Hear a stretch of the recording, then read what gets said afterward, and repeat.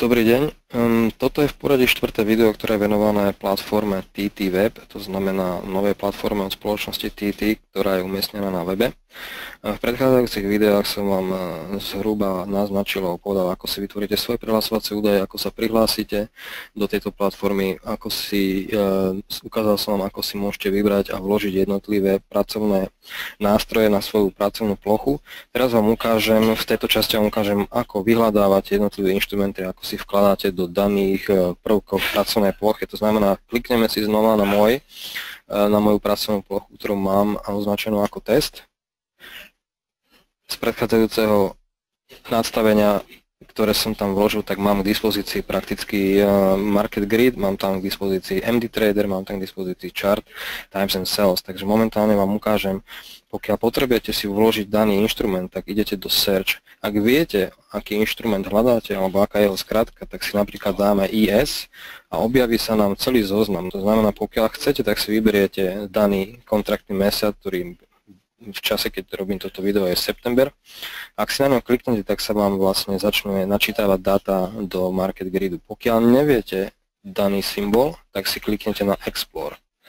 V Explore si vyberiete Exchange, to znamená burzu, na ktorej sa obchoduje daný symbol, nastavíte si Futures, vyberieme si IS a dáme si tam kontraktný mesiac, ktorý je september.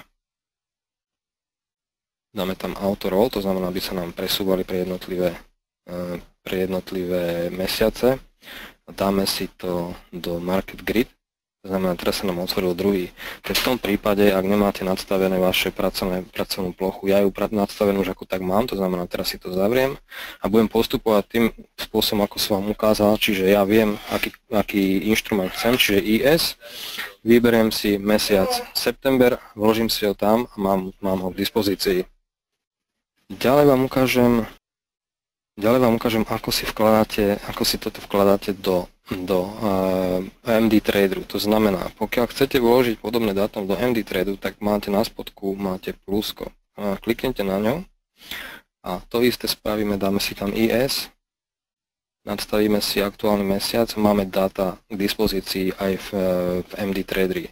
Podobne postupujeme aj v čarte, to znamená, klikneme si na plus, vyberieme si tým spôsobom, ak poznáme, aký potrebujeme symbol, tak si ho napíšeme, pokiaľ nie, tak kliknem na Explore a podobným spôsobom, ako som predtým postupoval, vyberieme si IS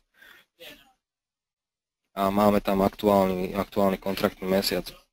Podobným spôsobom postupujeme v Times and Sales, to znamená, klikneme si do tabulky Times and Sales, vyberieme si Choose Instruments, to znamená zvolte si inštrument, z danej tabulky klikneme na Add, to znamená pridať a podobným spôsobom, ako som predtým hovoril, ak poznáte inštrument, tak si ho napíšete, tým pádom vám naskočí daná voľba alebo jednotlivý zoznam kontraktov.